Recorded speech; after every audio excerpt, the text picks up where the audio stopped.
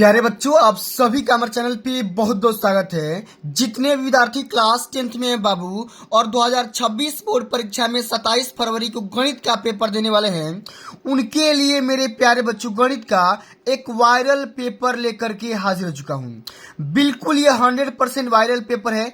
जिस तरीके से मैंने आप सभी का साइंस का पेपर लीक किया था, सेम सेम उसी तरीके से मेरे प्यारे बच्चों एक दिन पहले मुझे गणित का पेपर मिल चुका है। अब जैसे ये मुझे पेपर मिला ना, मैंने क्या किया, मैंने तुरंत इसका सॉल्यूशन तैयार कर लिया।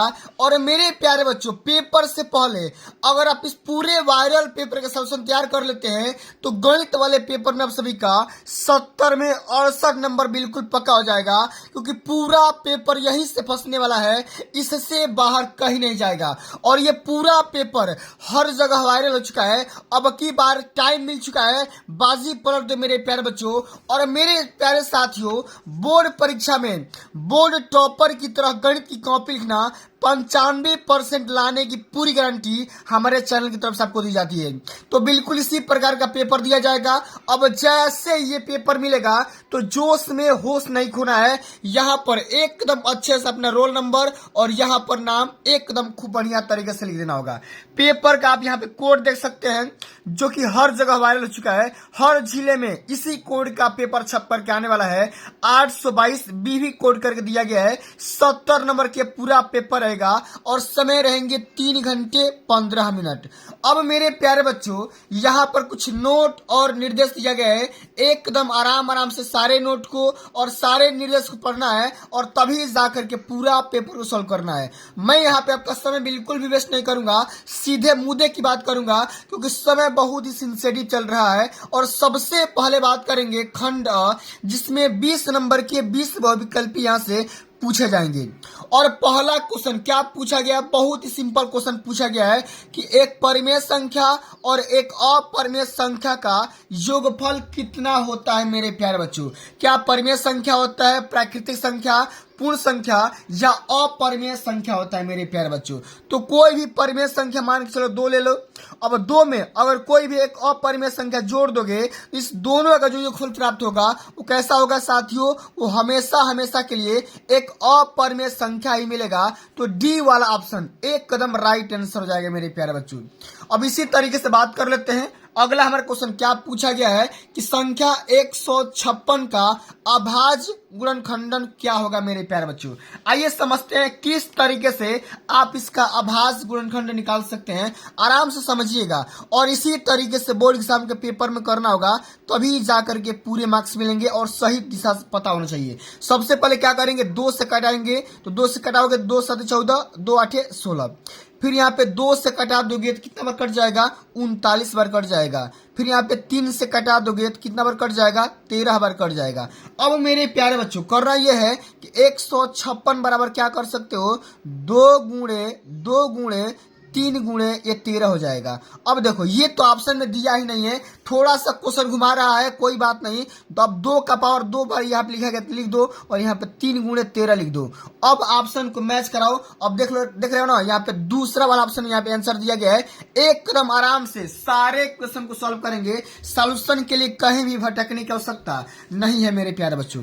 अब आगे देख लेते हैं अगला हमारा क्वेश्चन क्या पूछा गया। तीसरा नंबर क्वेश्चन, यदि 3x प्लस 5y बटा में 3x माइनस 5y बराबर 7/3 है, तो x संबंधी y का मान आपको निकाल करके बताना होगा कि कितना होगा। मेरे प्यारे बच्चों, अब किस तरीके से इस सवाल को करेंगे जरा ध्यान दीजिएगा, एकदम बारीकी से समझेंगे। सबसे पहले दिया गया 3x प्लस में 5y अपान में दिया गया कितना, 3x माइनस में 5y बराबर कितना दिया गया है, 7/3 दिया गया है, 7/3 दिया गया है। अब करना ये होता है मेरे प्यारे बच्चों, तिर्यक गुणा करा दिया जाता है, सभी बच्चों को पता होना चाहिए। तो यहाँ पे 3 से गुणा करा दोगे इसमें किसमें, तो 3x प्लस में 5y में, और 7 से गुणा करा दो किसमें, 3x माइनस में 5y में।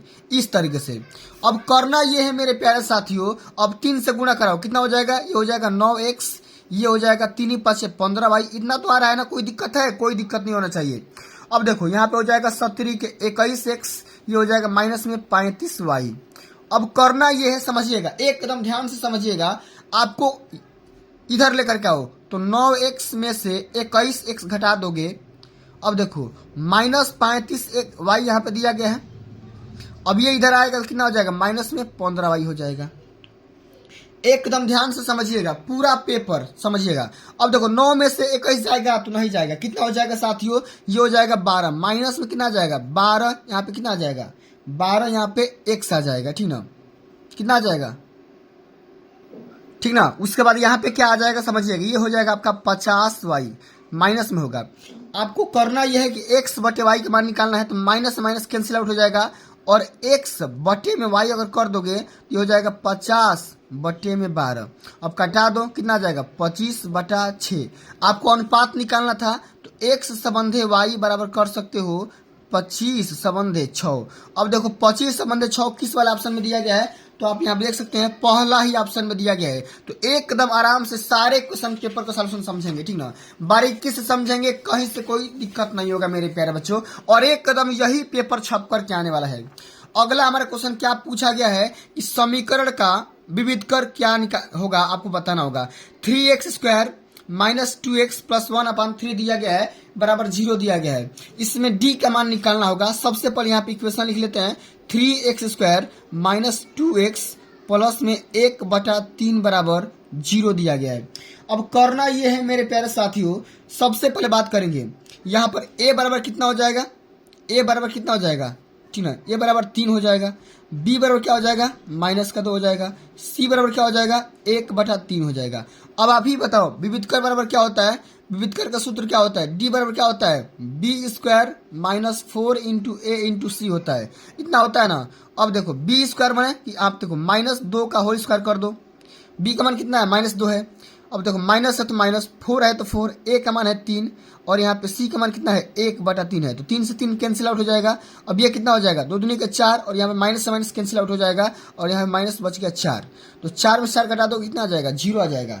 अब देखो 4 में 4 घटाओगे 0 आ जाएगा, जो कि पहला वाला ऑप्शन में यहाँ पे आंसर दिया गया है। एकदम आराम से करेंगे, पूरा पेपर लीक हो चुका है, समझ गए। चलिए अब आगे देख लेते हैं अगला हमारा क्वेश्चन क्या पूछा गया मेरे प्यारे बच्चों, जरा ध्यान से समझिएगा। एक एक क्वेश्चन इंपोर्टेंट है और सभी क्वेश्चन को बारीकी से समझने का पूरा प्रयास करेंगे। देखो कह रहा है कि निम्नलिखित सारणी का माध्य निकालना होगा। वर्ग अंतराल यहाँ पर दिया गया है, बारंबारता का मान दिया गया है। आपको करना यह है कि माध्य का मान निकालना होगा। अब माध्य का मान कैसे निकालेंगे मेरे प्यारे बच्चों, सबसे पहले हम यहाँ पे क्या करेंगे, वर्ग अंतराल लिख लेते हैं। क्या करेंगे हम यहाँ पे वर्ग अंतराल लिख लेते हैं। उसके बाद यहाँ पे बारंबारता का मान लिख लेते हैं, ठीक ना। उसके बाद हम यहाँ पे मध्य बिंदु का मान लिख लेते हैं, मध्य बिंदु का मान लिख लेते हैं। उसके बाद यहाँ पे क्या कर लेंगे f इंटू एक्स का मान लिख लेते हैं, ठीक ना। इस तरीके से पूरा ध्यान से समझिएगा क्योंकि यही पेपर छप करके आने वाला है। अब देखो वर्ग अंतराल कितना दिया गया है 2,4, कितना दिया गया है 2,4 दिया गया है, 4,6 दिया गया है, 6 और 8 दिया गया है, 8 और 10 दिया गया है, 10 और 12 दिया गया है। इस तरीके से अब मेरे प्यारे बच्चों करना यह है, जरा ध्यान दीजिएगा। बारंबारता का मान कितना दिया गया है 2 दिया गया है, 4 दिया गया है, 7 दिया गया है, 3 दिया गया है, यहाँ पे 4 दिया गया है। अब करना यह है कि इसका मध्य बिंदु निकालो, किसका वर्ग अंतराल का। तो 4 + 2 दोनों को जोड़ दिया जाता है और बाटे में 2 कर दिया जाता है, तो कितना आ जाएगा 4 + 2 6 और 6/2 कितना आ जाएगा 3 आ जाएगा। अब 3 मैं इसको दूसरा कलर से लिख दे रहा हूँ। अब देखो इसको भी जोड़ दो तो 6 + 4 10 हो जाएगा, 10/2 यानी कि 5 आ जाएगा। आराम से समझिएगा। अब देखो 8 से 14/2 यानी कि 7 आ जाएगा, 8 और 10 18/2 यानी कि 9 आ जाएगा, 12 और 10 22/2 यानी कि 11 आ जाएगा। अब करना यह है कि बारंबारता में और इस मध्य बिंदु में दोनों से गुणा कराइए। अब जब दोनों से गुणा कराएंगे मेरे प्यारे बच्चों तो कितना आ जाएगा 3 दूना यहाँ पे 6 आ जाएगा, 5 के 20 आ जाएगा, 7 7 49 आ जाएगा, 29 27 आ जाएगा। आराम से समझिएगा, 11 चौक 44 आ जाएगा। इस तरीके से पूरा का मान हमने निकाल लिया। अब देखो माध्य बराबर क्या होता है, सबसे पहले ध्यान से समझिएगा। एक एक क्वेश्चन इंपोर्टेंट है, बारीकी से समझना होगा। सबसे पहले यहाँ पे ये जो बारंबारता का मान आया है समेशन ऑफ f कर दो, इसका पूरा मान जोड़ोगे तो 20 यहाँ से आएगा। अब इसका भी मान निकाल लो, summation of f into X कर दो, इसका अगर जोड़ोगे तो कितना आ जाएगा, यहाँ पे इसका मान आ जाएगा मेरे प्यारे बच्चे 1 4 6 आ जाएगा, एकदम ठीक ना, 146 आ जाएगा। अब देखो माध्य बराबर क्या होता है मेरे साथियों, माध्य मतलब कि एक्स के पावर बार बराबर क्या आ जाएगा, समेशन ऑफ एफ एक्स, ठीक ना, बटे में कितना आ जाएगा, समेशन ऑफ एफ आ जाएगा। अब समेशन ऑफ एफ एक्स का मान कितना दिया गया है, 146 बटा में 20। अब डिवाइड कर दोगे तो 7.3 निकल कर आ जाएगा और यही हमारा आंसर हो जाएगा। अब देख सकते हो 7.3 कहीं पर दिया होगा, जो कि चौथा वाला ऑप्शन यहाँ पर दिया गया, देख रहे हो ना, एकदम बारीकी से देखोगे पढ़ोगे समझ में आ जाएगा। अब अगला हमारा क्वेश्चन क्या पूछा गया, जरा ध्यान दीजिएगा, एक एक क्वेश्चन इंपॉर्टेंट है मेरे प्यारे साथियों। कह रहा है कि एक त्रिभुज दिया गया है एबीसी, जिसमें डीई भुजा बीसी के समांतर है। इस प्रकार एडी बराबर 1.5 सेंटीमीटर, डीबी बराबर 3 सेंटीमीटर और एई बराबर 2 सेंटीमीटर दिया गया है। तो एसी की माप आपको बताना होगा, एसी बराबर कितना होगा, समझिएगा।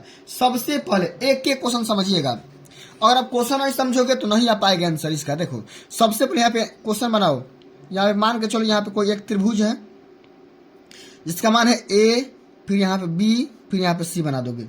अब बोल रहा है कि भुजा जो बीसी है भुजा डी के समांतर है, भुजा यहाँ पे डी कर दो, यहाँ पे ई कर दो, एकदम आराम से समझिएगा, ठीक ना। अब चलो कह रहा है कि थेल्स के, अब क्या करेंगे, यहाँ पे थेल्स का प्रमेय लगा देंगे।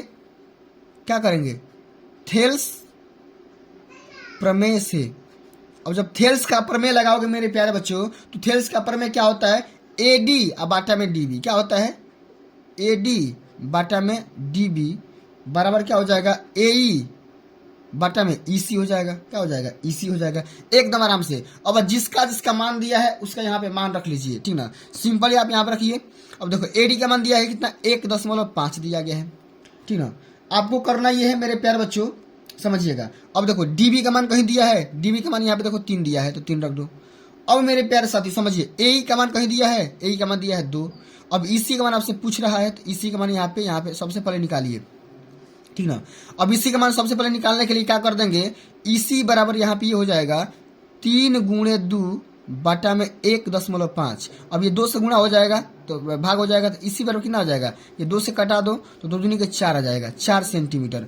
अब देखो इसी बराबर कितना आ गया, 4 सेंटीमीटर। लेकिन आपसे क्या पूछा है, आपको एसी का मान पूछा है, ठीक ना। तो एसी बराबर क्या हो जाएगा, एई आप प्लस में इसी हो जाएगा, ठीक ना। आपसे क्या पूछा है, एसी का मान, एसी बराबर क्या हो जाएगा, एई आप प्लस में यहाँ पे ईसी हो जाएगा, क्या हो जाएगा, ईसी हो जाएगा। अब ए का मान पहले से दिया जा चुका है, कितना है, 2 है, और इसी का मान आप निकाल लिए 4, तो 4 + 2 कितना आ जाएगा, 6 सेंटीमीटर हो जाएगा, ठीक ना। समझ गए ना। तो इस तरीके से आधा पे छोड़ दोगे तो ये देखो ये भी ऑप्शन में दिया है, तो 3 मत मार देना, 3 वाला ऑप्शन। आपको क्या करना है, यहाँ पे पहला वाला ऑप्शन की टिक करना है, एक कदम यहाँ पे करेक्ट आंसर हो जाएगा मेरे साथियों, ठीक ना। अब चलिए आगे देख लेते हैं, अगला हमारा क्वेश्चन क्या पूछा गया है, एकदम आराम से समझिएगा। कह रहा है कि बिंदुओं 2, 3 और 4, 1 के बीच की दूरी ज्ञात करना होगा। अब 2 बिंदुओं के बीच की दूरी का फार्मूला पता होना चाहिए। क्या होता है मेरे प्यारे बच्चों, डी बराबर क्या होता है, रूट में होता है, कितना होता है, जल्दी से कमेंट करके बता दीजिए। ये होता है मेरे प्यारे बच्चों x2 - x1 का होल स्क्वायर, ठीक ना, प्लस होता है y2 - y1 का होल स्क्वायर, एकदम यही फार्मूला होता है। अब इसको मान लेते हैं x1, इसको मान लेते हैं y1, इसको मान लेते हैं x2, इसको मान लेते हैं y2, ठीक ना, इस तरीके से। अब बता दो x2 का मान क्या है, दिया है यहाँ पे, मान के चलो 4 दिया है, x1 का मान यहाँ पे 2 दिया है, स्क्वायर कर दो, प्लस है तो प्लस कर दो, y2 का मान कितना दिया है, 1 दिया है, y1 का मान कितना दिया है, 3 दिया है। अब इसको यहाँ पे घटा करके यहाँ पे स्क्वायर कर दो। चलो बताओ, 4 में से 2 गया 2, अब 2 का यहाँ पे होल स्क्वायर कर दो, प्लस यहाँ पे -2 का फिर यहाँ पे होल स्क्वायर कर दोगे। आराम से समझते रहिएगा। कह रहा है कि 2 दूनी के 4 हो जाएगा और 2 दूनी के 4 आ जाएगा, एकदम आराम से समझिए।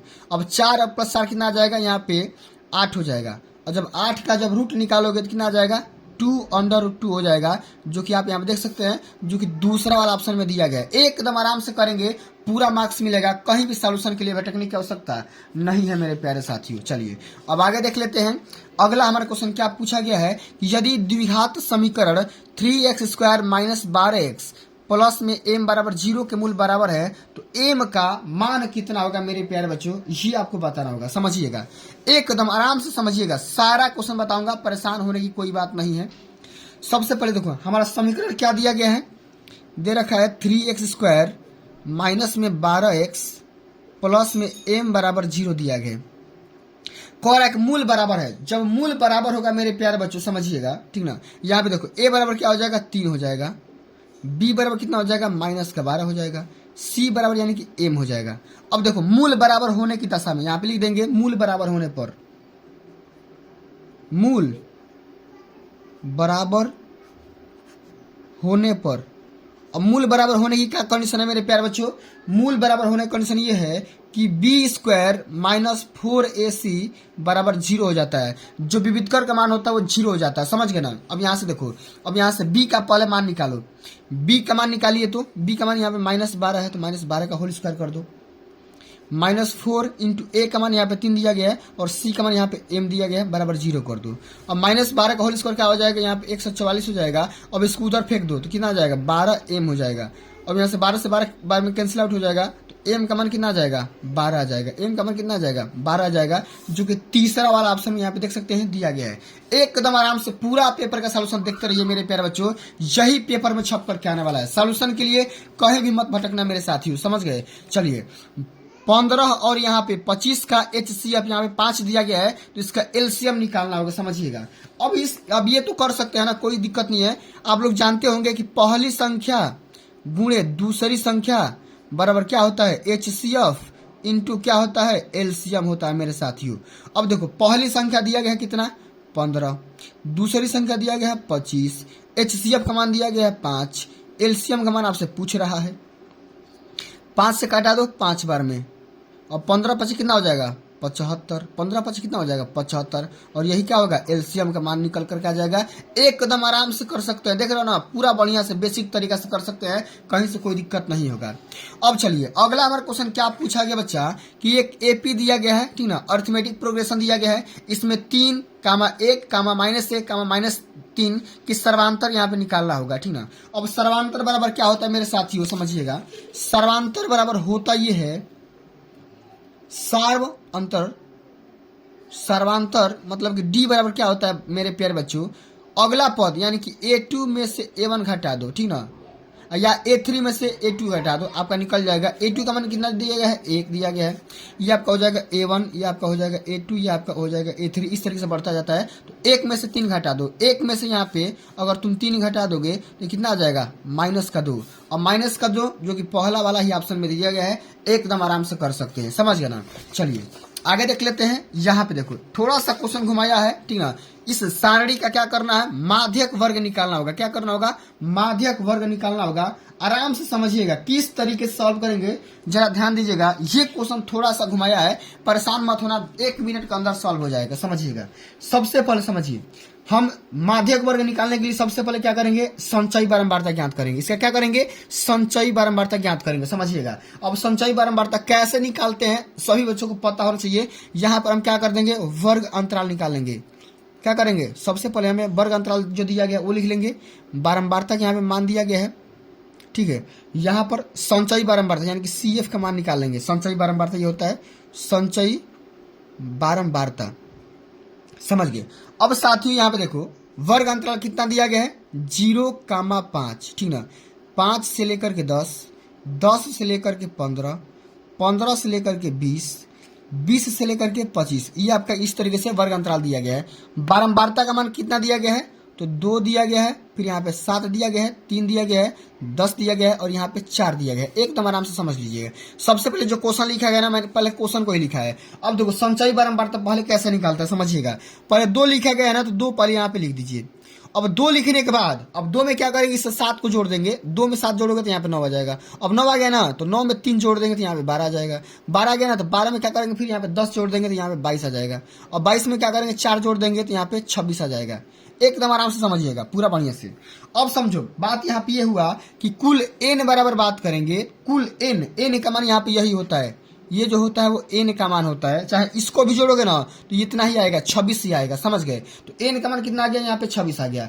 अब हम क्या करेंगे? सबसे पहले हम n/2 निकालते हैं। ऐसा क्यों करता है मैं बताऊंगा। 26/2 कर लोगे तो कितना आ जाएगा? n/2 का मान यहाँ पर 13 आ जाएगा। क्या आ जाएगा? 13 आ जाएगा, समझिएगा। अब इस 13 को क्या करेंगे?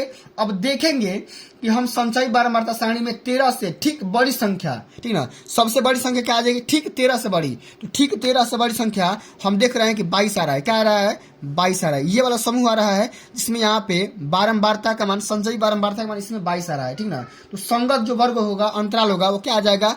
15 से लेकर के 20 वाला वर्ग अंतराल हो जाएगा, और यही इस पूरे बहुलक वर्ग का क्या हो जाएगा, माध्यक वर्ग हो जाएगा। क्या हो जाएगा, 15 से 20 हो जाएगा, यानी कि डी वाला ऑप्शन एकदम यहाँ पे करेक्ट आंसर हो जाएगा। एकदम सिंपल भाषा में मेरे प्यारे साथियों कर सकते हैं। कहीं से कोई दिक्कत है, कोई परेशानी है, कोई दिक्कत नहीं। चलिए अब आगे देख लेते हैं। अगला हमारा क्वेश्चन क्या पूछा गया है, कह रहा है कि यदि tan a बराबर 1 दिया गया है तो 2 sin a into cos a का मान निकालना होगा। समझिएगा, समझो, tan a का मान कितना दिया गया है, 1 दिया गया है। अब सभी बच्चों को पता होना चाहिए कि tan कितना डिग्री का मान 1 होता है। tan कितना डिग्री का मान 1 होता है, tan 45 डिग्री का मान। यहाँ से a का मान कितना आ गया, 45 डिग्री। कितना आ गया, 45 डिग्री। और इसमें रख दीजिए 2 sin a मतलब 45 डिग्री इंटू कास a मतलब 45 डिग्री। अब 2 मतलब 2 से गुणा कर दो, साइन 45 का मान कितना होता है, √2, और यहाँ पे कास 45 का भी मान √2 होता है। तो जब √2 में √2 से गुणा करोगे तो 1/2 निकल करके आ जाएगा, और 2 से 2 कैंसिल आउट हो जाएगा। तो इसका भी मान कितना आ जाएगा मेरे प्यारे साथियों, इसका भी मान यहाँ पर 1 ही आएगा। क्या आ जाएगा, 1 आ जाएगा। समझ रहे हो ना, इस तरीके से कर सकते हैं। अब अगला हमारा क्वेश्चन क्या पूछा गया है कि एक वृत्त के केंद्र से 25 सेंटीमीटर दूर स्थित बिंदु Q से वृत्त की स्पर्श रेखा की लंबाई 24 सेंटीमीटर दिया गया है, तो वृत्त की त्रिज्या निकालिए। अब वृत्त की त्रिज्या कैसे निकालेंगे, सबसे पहले क्वेश्चन कैसे समझ में आएगा, जब आप लोग यहाँ पर फिगर बनाएंगे तब आएगा, ठीक ना। आप लोग यहाँ पे एक फिगर बनाएंगे तब समझ में आएगा। मान के चलिए कि ये आपका वृत्त है, ये आपका क्या है, वृत्त है। अब वृत्त से कोई बाहर बिंदु यहाँ पे क्या है, एक बिंदु Q है। क्या है, अब इस बिंदु का मैंने यहाँ पे नाम कर दिया, नामकरण कर दिया मैंने, यहाँ पे कर दिया Q है। अब यहाँ पे देखो, मैंने यहाँ पे वृत्त का केंद्र मैंने मान लिया O है। अब यहाँ से O को Q से मिला दो। अब Q से मिलाने के बाद यहाँ वृत्त की जो स्पर्श रेखा यहाँ पे आ रही है, इस तरीके से आ रही है, ठीक ना। अब वृत्त के स्पर्श रेखा की जो लंबाई है, यहाँ पे ये वाली जो रेखा की लंबाई है, वो कितना दे रखा है, 24 दे रखा है। कितना दे रखा है, मान के चलिए कोई बिंदु यहाँ पे हम P मान लेते हैं, ठीक ना। इस तरीके से 24 दिया है। अब करना ये है मेरे प्यारे साथियों, ये आपको निकालना है। क्या निकालना है, ये वाला। और ये वाला O से अगर Q अगर मिला रहे हो तो इसका मान कितना आ रहा है, 25 आ रहा है। क्या आ रहा है, 25 दिया गया। देखो लिखा गया ना कि वृत्त के केंद्र से 25 सेंटीमीटर दूर पर Q है, तो ये वाला 25 आ गया, ये वाला 24 आ गया। आपको क्या करना है, O और P का मान निकालना होगा। तो O और P का मान निकालने के लिए हम यहाँ पे क्या करेंगे, पाइथागोरस प्रमेय लगा देंगे। हम यहाँ पे क्या करेंगे, पाइथागोरस प्रमेय लगा देंगे। क्या करेंगे, पाइथागोरस प्रमेय लगा देंगे। एकदम आराम से समझिएगा, पाइथागोरस का प्रमेय। और पाइथागोरस का प्रमेय क्या होता है मेरे प्यारे साथियों, ये होता है OP का स्क्वायर प्लस में हमारा क्या हो जाएगा, P और Q का स्क्वायर, PQ का स्क्वायर बराबर यहाँ पे OQ का स्क्वायर हो जाएगा। क्या हो जाएगा, यहाँ पे OQ का स्क्वायर हो जाएगा, क्योंकि ये आपस में 90 डिग्री के एंगल बना रहा है, ठीक ना। सही है, समझ गए। अब चलिए करना ये है मेरे प्यारे साथियों, OP का स्क्वायर तो आपको निकालना है।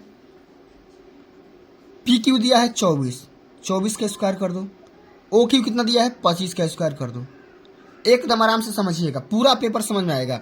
OP का स्क्वायर बराबर हो जाएगा 24 का स्क्वायर हो जाएगा। यहाँ पे देखो 25 का स्क्वायर हो जाएगा 625। अब इसको लेकर के आएंगे इधर, माइनस हो जाएगा यहाँ पे 576। क्या आ जाएगा, 576।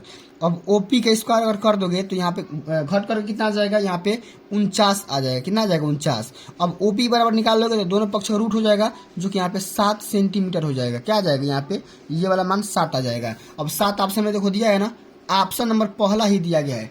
एकदम आराम से कर सकते हैं, कहीं से कोई दिक्कत नहीं आएगा। चलिए अब अगला हमारा क्वेश्चन क्या पूछा गया, जरा ध्यान दीजिएगा।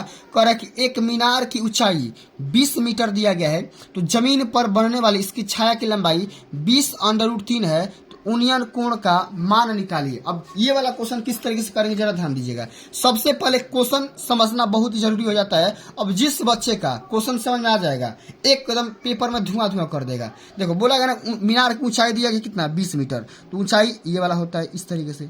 इसका मान दिया गया है कितना, 20 दिया गया है। कह रहा है कि जमीन पर बनने वाली इसकी छाया की लंबाई। अब छाया, ये वाली जो लंबाई है, ये वाली जो छाया है, इसका जो छाया बन रहा है वो कितना है, 20√3 है। तो जाहिर सी बात है थोड़ी सी लंबी होगी।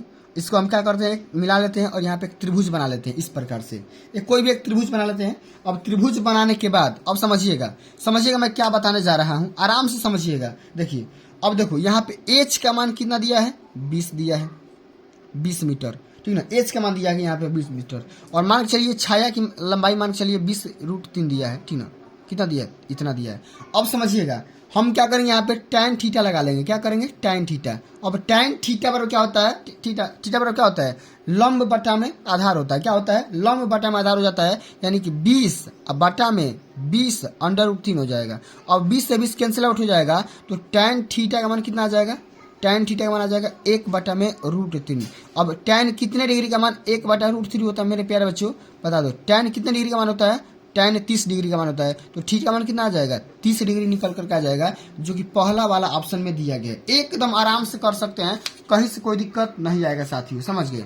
चलिए, अब अगला हमारा क्वेश्चन ये पूछा गया है कि 14 सेंटीमीटर त्रिज्या के एक वृत्त का एक चाप उसके केंद्र पर 30 डिग्री का कोण बना रहा है, तो संगत त्रिज्य खंड का क्षेत्रफल निकालना होगा। समझिएगा। अब देखो, यहाँ पे आपको पता होना चाहिए कि किसका किसका मान दिया गया है। तो थीटा का मान दिया गया है कितना? 30 डिग्री। अब देखो, आर का मान, यहाँ पे रेडियस का मान कितना दिया गया है? यहाँ पे 14 सेंटीमीटर। कितना दिया गया है? 14 सेंटीमीटर। आपसे बोल क्या रहा है मेरे प्यारे बच्चों? आपसे बोल रहा है कि त्रिज्य खंड का क्षेत्रफल। यहाँ पे लिख देंगे त्रिज्य खंड का क्षेत्रफल। त्रिज्य खंड का क्षेत्रफल का जो सूत्र पता होना चाहिए, क्या होता है मेरे प्यारे बच्चों? ये होता है थीटा बटा में 360 गुणे पाई r स्क्वायर होता है। इतना होता है ना। अब देखो, थीटा का मान रख लेंगे 30 बटा में 360 गुणे, हम क्या कर लेंगे यहाँ पे? पाई का मान कर देंगे 22/7 गुणे r का मान 14 गुणे 14। अब 30 से कितना बार में कट जाएगा? 6 बार में कट जाएगा। 7 से ये 2 बार में कट जाएगा। 2 से ये 3 बार में कट जाएगा, यानी कि बचा कितना? आप सभी का बच गया यहाँ पे 22 गुणे 14 बाटा में 3 आ गया। अब 22 में 14 से जब गुणा कर लोगे मेरे प्यारे बच्चों, ये कितना आ जाएगा? 154। क्या आ जाएगा? 154 बटा का 3, जो कि यहाँ पे तीसरा वाला ऑप्शन में दिया गया है। एकदम आराम से कर सकते हैं, ठीक ना। पूरा बेसिक तरीका से कर सकते हैं साथियों, समझ गए। चलिए, अब आगे देख लेते हैं। अगला हमारा क्वेश्चन क्या पूछा गया है, जरा ध्यान दीजिएगा।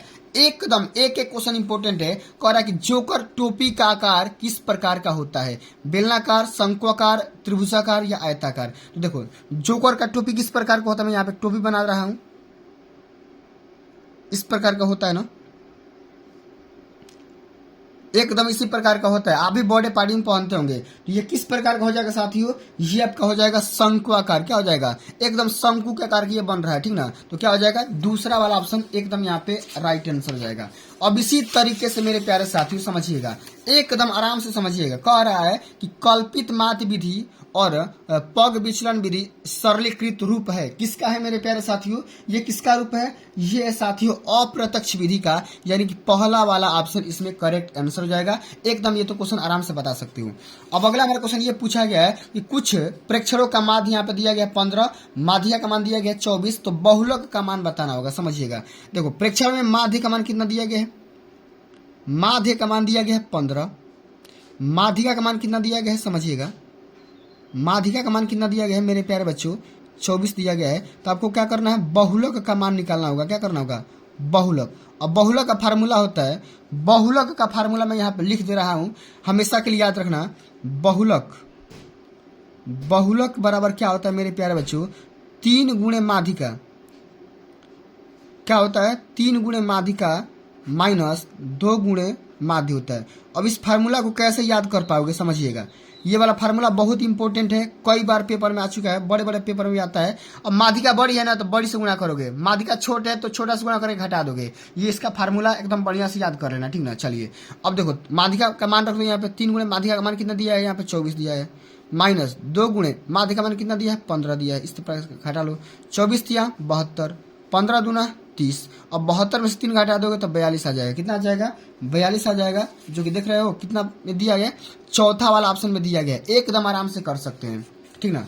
अब 19 नंबर क्वेश्चन क्या पूछा गया है? कह रहा है कि जब एक पासे को एक बार फेंका जाता है तो एक सम संख्या आने की प्रक्रिया क्या होगी, ठीक ना। जब एक पासे को, ठीक ना, अब समझिएगा, अब इस क्वेश्चन को किस तरीके से सॉल्व करेंगे समझिएगा। मान लेंगे कुल परिणाम, अगर कुल परिणाम की बात करेंगे तो कितना बार आ सकता है? तो 6 आ सकता है। पासा में 6 फलक होते हैं, ठीक ना। अब अनुकूल परिणाम की बात करेंगे, हमारे पास कितना दिया है? अनुकूल परिणाम मेरे प्यारे बच्चों यहाँ पे दिया गया कितना? सम संख्या। तो सम संख्या यहाँ पे कितना आ सकता है? एक तो 2 आ सकता है, और यहाँ पे क्या आ सकता है? यहाँ पे एक तो 2 आ सकता है, एक 4 आ सकता है, एक 6 आ सकता है, तो 3 आ सकता है इसमें।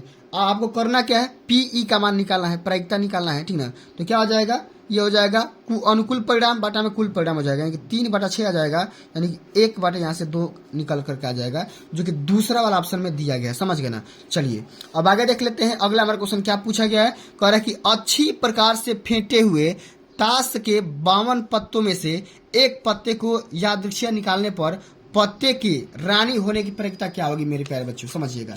अब ये वाला क्वेश्चन किस तरीके से कर सकते हैं जरा ध्यान दीजिएगा। हम बात करेंगे ताश में कुल कितने पत्ते होते हैं, आप लिख देंगे ताश में, ताश के कुल पत्ते। अब कुल कितने पत्ते होते हैं मेरे प्यारे बच्चों, 52 पत्ते होते हैं। आपको पता होना चाहिए कि गड्डी में रानियां, ठीक ना, आपको पता होना चाहिए कि रानी की संख्या कितनी होती है, रानी की संख्या कितनी होती है मेरे प्यारे बच्चों, 4 रानियां होती है। अब यहाँ से पीई का मान निकालोगे, प्रायिकता का मान निकालोगे, तो मैंने बोला ना कि संभावित मान बटा में कुल मान, संभावित मान बटा में कुल मान, तो क्या हो जाएगा 1/13 निकल करके आ जाएगा। कितना आ जाएगा, 1/13 निकल करके आ जाएगा, जो कि आप यहाँ पे दूसरा वाला ऑप्शन को टिक कर सकते हैं। समझ गए ना। और एकदम इसी तरीके से पूरा पेपर का सलूशन करना होगा। अब देखो खंड ब में भी आपको करना होगा। मैं आपको 1-2 क्वेश्चन और करा दे रहा हूँ, वीडियो ज्यादा लंबा हो गया है, ठीक ना। इसका मैं पार्ट सेकंड में लेकर आऊंगा, सब्सक्राइब कर लीजिएगा सेकंड पार्ट के लिए।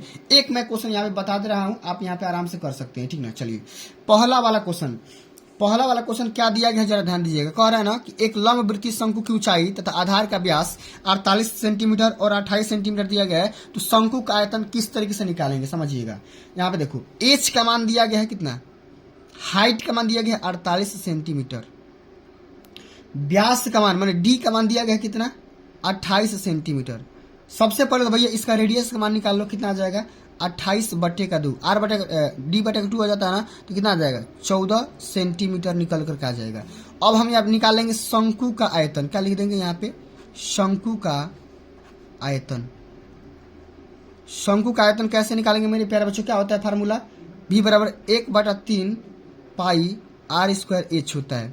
अब 1/3 गुणे पाई का मान कितना हो जाएगा 22/7 गुणे r का मान 14 गुणे 14 गुणे h का मान कितना दिया गया 48, इस तरीके से। अब गुणा भागा कर लोगे, 7 गुना 14, 3 से कटा दो, 16 48। अब गुणा कर लो 22 गुणे 2 गुणे 14 गुणे 16। अब सबसे गुणा करा दोगे मेरे प्यारे बच्चों, तो ये जाएगा 98 56, ठीक ना, ठीक ना, घन क्यूब आ जाएगा, घन क्यूब आ जाएगा, और यही आप सभी का आंसर हो जाएगा। एक कदम आराम से सॉल्व कर सकते हैं, कहीं भी कोई दिक्कत नहीं आएगा। एक और क्वेश्चन बता दूं, क्या बता दूं, चलिए अभाज्य गुणनखंडन विधि द्वारा 96 और 404 का HCF निकालना होगा, समझिएगा किस तरीके से करेंगे। ख नंबर क्वेश्चन है ना, कोई दिक्कत नहीं। चलिए सबसे पहले 96 का निकालो, कितना हो जाएगा 96 का गुणनखंड कितना होता है 2 गुणे 2 गुणे 2 गुणे 2 गुणे 2 गुणे 3, ये आपको पता होना चाहिए, ठीक ना।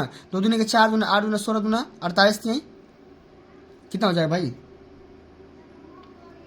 2 दूनी के 4 दूना 8 8 दूना 16 16 48 और 48 दूना 96, इस तरीके से 96 हो जाएगा। अब 404 का भी निकाल लो, कितना हो जाएगा, ये हो जाएगा 2 गुणे 2 गुणे 101 आ जाएगा।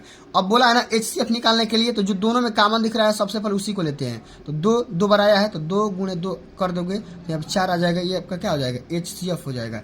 एक कदम आराम से सटीक भाषा में कर सकते हैं मेरे साथियों, समझ गए। तो इस तरीके से आपको पूरा वायरल पेपर का सॉल्यूशन करके जाना होगा। अगर आप इसका सेकंड पार्ट चाहते हैं, खंड ब पे एक अलग से वीडियो लेकर आऊं, क्योंकि इसको बनाने में कम से कम 2 घंटे लगेंगे मेरे प्यारे बच्चों, और मैंने पूरा वायरल पेपर का सॉल्यूशन कराऊंगा, परेशान मत होना, अभी 1 घंटे के बाद आपको मिल जाएगा, समझ गए। तो चलिए बच्चों आज के लिए बस इतना ही, मिलते हैं अगली वीडियो में, तब तक के लिए जय हिंद, जय भारत, वंदे मातरम।